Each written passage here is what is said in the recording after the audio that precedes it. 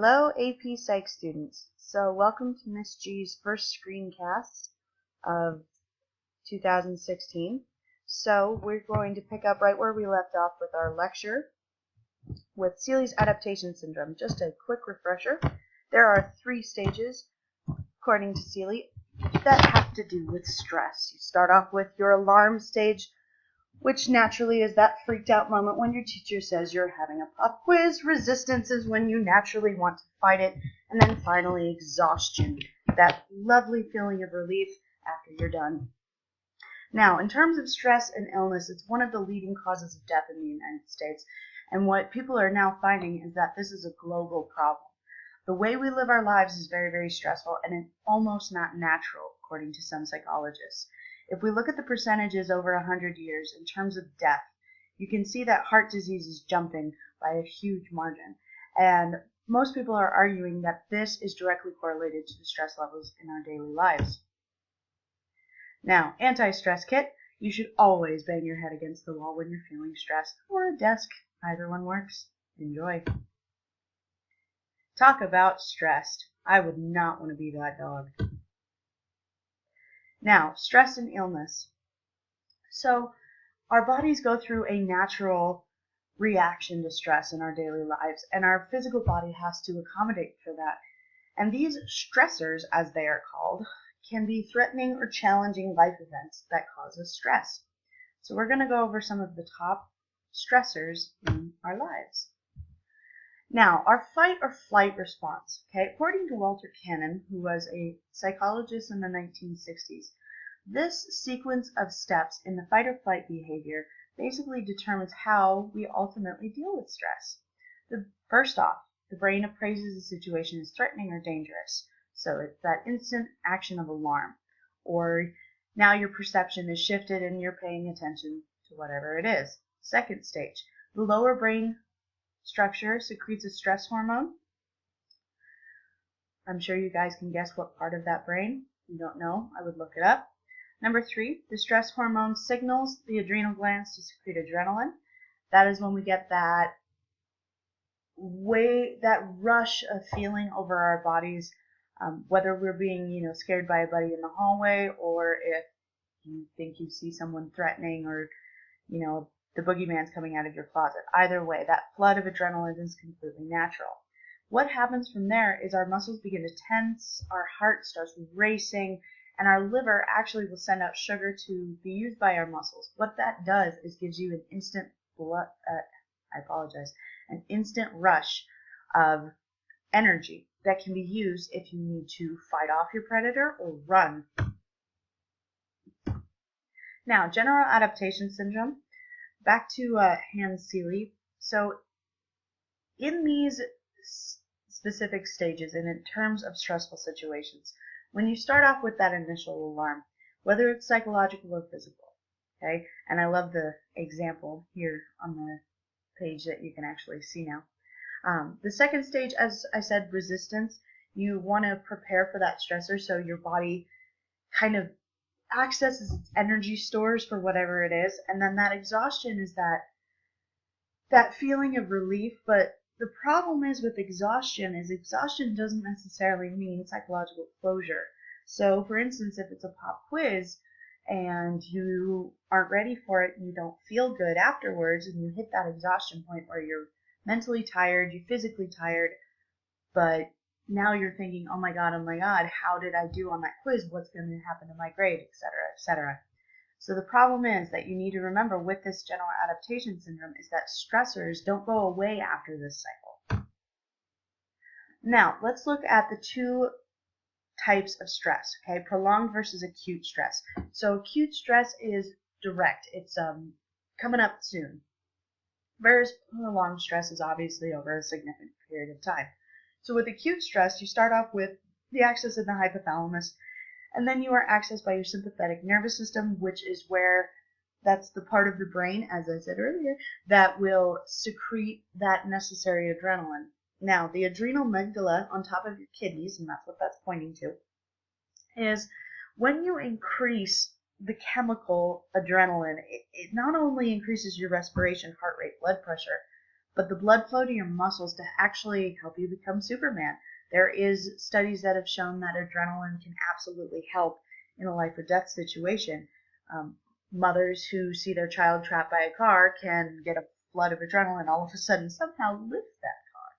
Now with prolonged stress, this is accessed a little bit differently because it is more prolonged. Your body has more of a time to deal with it. So what is accessed is instead your pituitary gland, which leads to a release of a chemical that is in the same, it's the adrenal cortex. And this particular chemical, it's releasing stored energy, but it also reduces your immune system response. And this is what I was talking about a couple of days ago when I said that with your immune system, if you're under a great deal of stress, your body will fight off feeling any sort of symptoms that you're sick. And because of that, your immune system is not responding the way that it should. And that's why when finally we have a moment where we can relax and we, feel a little better, finals are finally over, right then you're sick. And you don't know why. And this is exactly why. Because our bodies know that you need to deal with the stress immediately as opposed to getting sick. Now, these are some interesting psychological stressors for major high school students. So you start off at the bottom with a traffic ticket, vacation, Christmas, moving away. Very top naturally would be the divorce of parents or expulsion from school, major injury or illness. So I want you to pause this video for a second and kind of take a self-assessment and figure out where are your stress points. I'll give you a second to do that. So, how'd the results go? I don't doubt if it's high. This is completely normal. And the thing is, this is actually a very outdated list. Biggest reason is the fact that where is academic stress on this? That is a life event. When you're preparing for an AP test, you're very stressed, as you should be. Now, in terms of our immune system, if we look at the diagram here, which I know is slightly awkward, you have your major lymph nodes listed, your lymphatic vessels, your bone marrow, your thymus. All of these are where our white blood cells will help us fight off infection. Lymph nodes are all over your body. And the thing is with lymph nodes, and especially the ones like, for instance, in the neck, is they fight our infections and they help us stay healthy. But they're also a way for our bodies to access kind of our, how do I say this? Our bone marrow has an incredible amount of nutrients that the body can sometimes use during a period of great stress. Now, stress and disease. So if we look back in terms of like classical conditioning, this actually will make complete sense. So if you condition your immune system, you can kind of understand when you may get sick. So you'd have to look at your unconditioned stimulus and then turn it into a conditioned stimulus.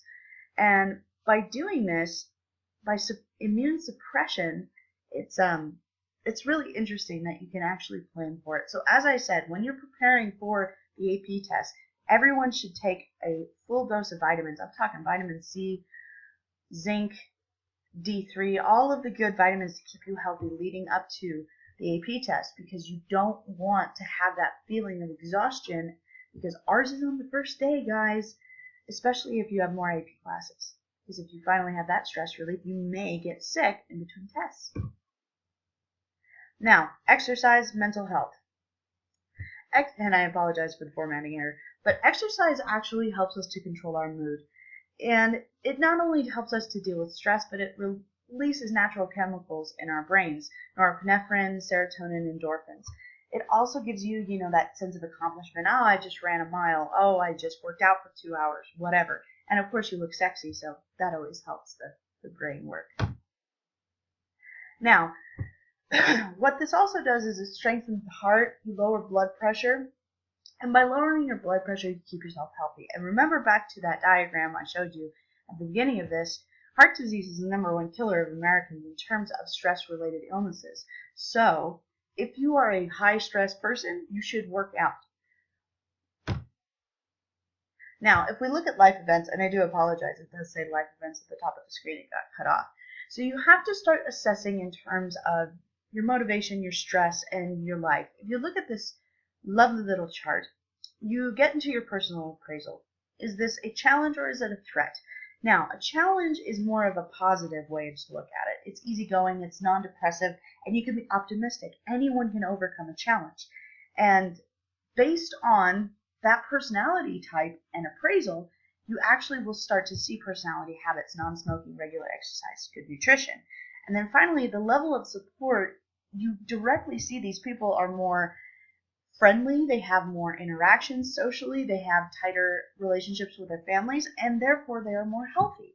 Now, if you look on the other side, this is what's concerning, is that the personal appraisal, in terms of a threat, that personality type is a depressed, pessimistic, hostile, cranky little man, and then, or woman. In terms of personality habits, they're very most of the time smokers, sedentary, they don't move a lot, very poor nutrition. And because of that, they tend to repel people. People don't like that, so they're lacking in that level of social support. And then finally, you get illness. It all comes around. So you've got to be a positive person to make this work. Now, a couple of things.